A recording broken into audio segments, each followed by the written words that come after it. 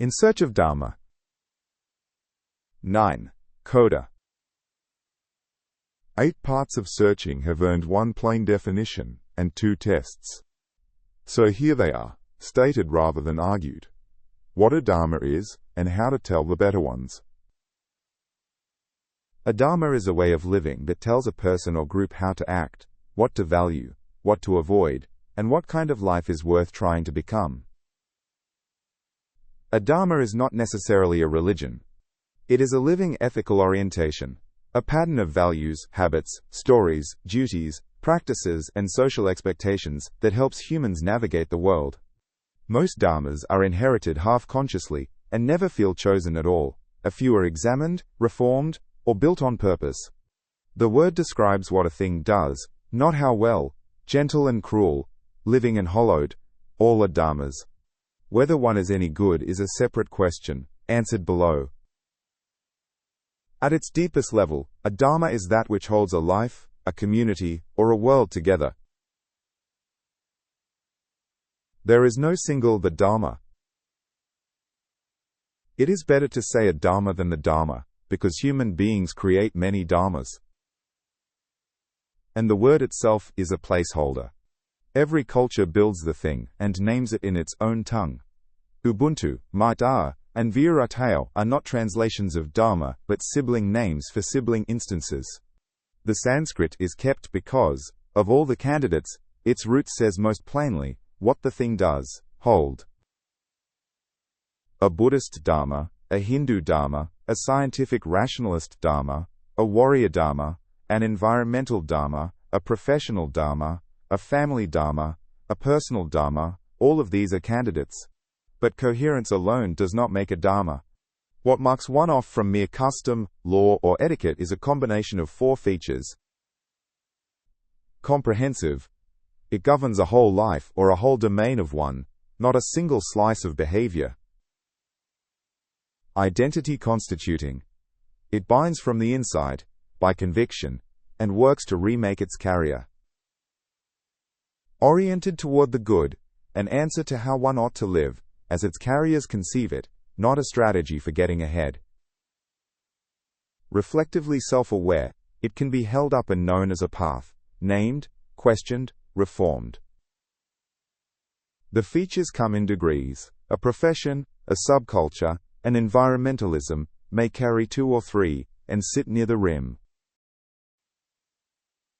Religious Dharmas do not have automatic privilege over secular ones. All Dharmas can be studied as human cultural systems for answering the same practical question. How should we live? What a Dharma contains. A Dharma usually includes values, what matters. Ethics, what is appropriate or inappropriate. Practices, what one repeatedly does. Stories, why life is this way. Duties, what one owes to self, others, community, or world. Community, whom one belongs to, and who holds one to the path. Identity, who we are, or who I am trying to become. Discipline, how one trains conduct, attention, speech, desire, and response. Transmission, how the way is handed on, by story, example, drill, and correction. A Dharma is more than an idea, it becomes real through behavior. It is embodied in how one speaks, works, eats, raises children, handles conflict, treats strangers, responds to suffering, and uses power. Why humans need Dharmas. Humans are cooperative primates with dangerous capacities, love and cruelty, loyalty and tribal hatred, care and domination, imagination and self-deception. A Dharma helps regulate these forces. It gives structure to conduct, makes people more predictable to one another, and helps groups coordinate, reduce conflict, transmit wisdom, and preserve meaning across generations. In this sense, a Dharma is a kind of ethical software running on human biological hardware. It does not erase our animal nature. It trains it. And none of this survives on its own. Every carrier of a Dharma dies, so a Dharma persists only by reproducing itself in new people, taught by story and example, grooved in by practice and repetition, held in place by a community that notices when it slips. Call it education, in the broadest sense, so long as the word is allowed to include all of that. Explicit instruction is the smallest part of it, and most of the teaching happens below argument, which is why a Dharma feels inherited rather than chosen. A Dharma that cannot reproduce itself dies with the people who hold it, however wise it was. And no Dharma is built from nothing. New Dharmas emerge from within the cultures and communities that carry their makers, and they inherit the materials of those cultures, the worse, along with the better. The craft lies in choosing what deserves to go on holding. How a Dharma survives translation.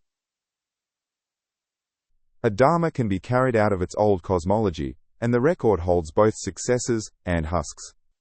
The translations that keep their transforming power do three things.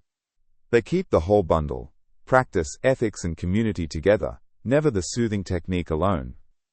They put some this worldly replacement in the place the old metaphysics held, something that still binds, still motivates, still endures.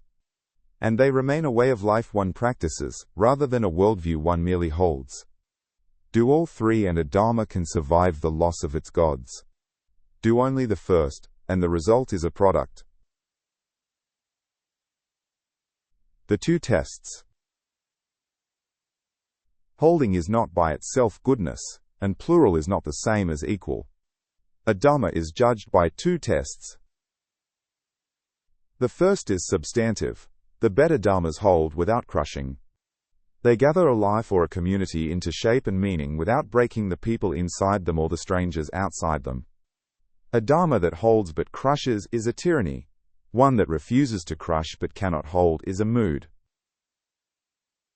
The second is procedural, and it is the keystone. Dharmas are better to the extent they remain revisable by the people bound by them. Not revisable by guardians alone, and not reformed from outside, however enlightened the outsiders, revisable by the bound.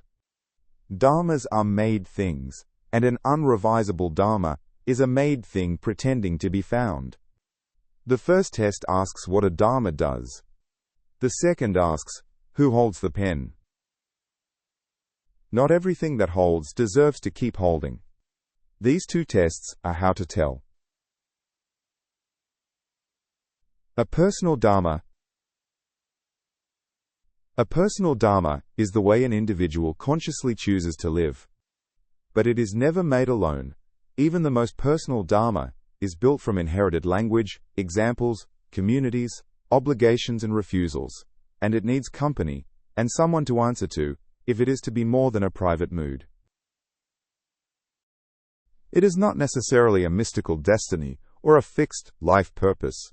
It is more like a cultivated path, a way of accepting reality, responding to difficulty, reducing unnecessary harm, and leaving the place a little better held than one found it.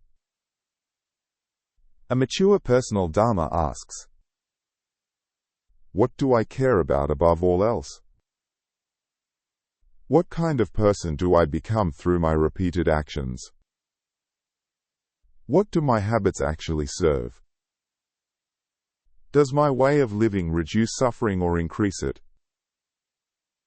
Does it help only me, or does it help us?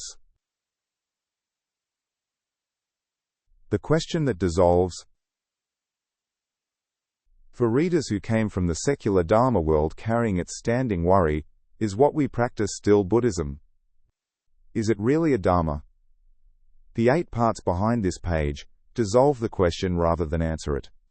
Dharmas are made, plural, and revisable. The living questions are the ones above. What are we building? Does it hold without crushing? And who holds the pen? A Dharma is a way of living that holds a person or a people together.